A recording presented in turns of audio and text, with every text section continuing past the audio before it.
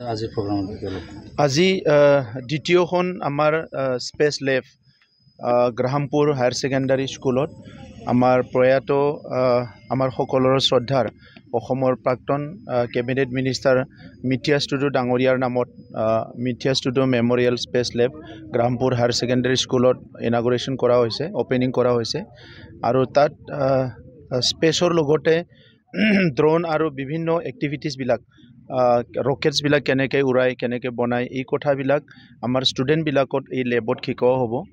আৰু সাধাৰণতে আমাৰ বিজ্ঞানত আমাৰ ছাত্ৰ ছাত্ৰীসকলক সৌৰজগতৰ কথা আৰু বিভিন্ন কথাবিলাক শিকোৱা হয়, কিন্তু আমাৰ ষ্টুডেণ্টবিলাকে প্ৰেক্টিকেলি এই কথাবিলাক বা এই কামবিলাক এক্সেছ কৰিবলৈ নাপায়। এইকাৰণে ইহঁতৰ যিটো আণ্ডাৰষ্টেণ্ডিং এইটো আধা হৈ থাকে। তো কনফিডেঞ্চটো দিবৰ কাৰণে আৰু ইহঁতৰ আণ্ডাৰষ্টেণ্ডিংটো পূৰা কৰিবৰ কাৰণে এই লেবটো বহুতখিনি কাম কৰিব। আমাৰ ভূমিকা স্পেচ চেণ্টাৰ এটা ইনষ্টিটিউশ্যন ইয়াত যোৱা বছৰৰ পৰা কাম আৰম্ভ কৰিছে।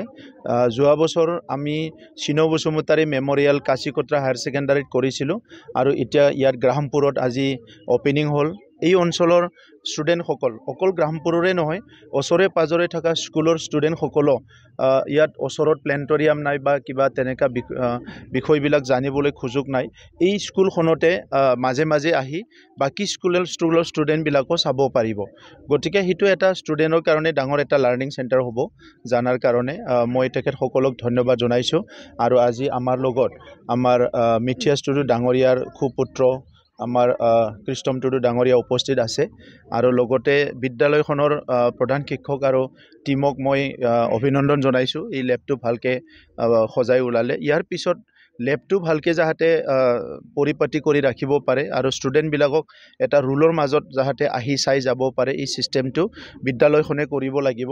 আৰু ভূমিকাৰ তৰফৰ পৰা তেখেতসকলে এই ছাপোৰ্টটো সদায় ৰাখিব।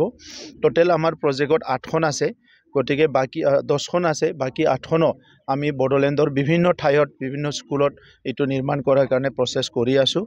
আজিৰ সময়ত ষ্টুডেণ্টসকলৰ কেৰিয়াৰটো খুব ডাঙৰ কথা।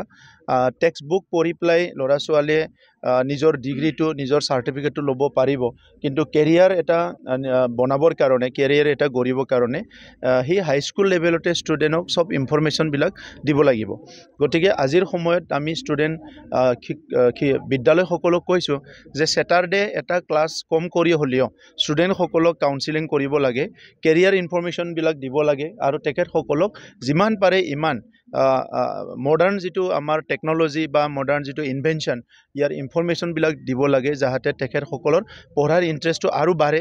আৰু আমাৰ অঞ্চলৰ পৰাও কোনোবা চাইণ্টিষ্ট, কোনোবা ভাল ইঞ্জিনিয়াৰ ডক্টৰ ওলাই আহিব পাৰে, ভাল মানৱ সম্পদ ওলাই আহিব পাৰে। ইয়াৰ কাৰণে এতিয়া আমাৰ এডুকেশ্যনটো আমি সিফালেদি লৈ যাব বিচাৰিছোঁ।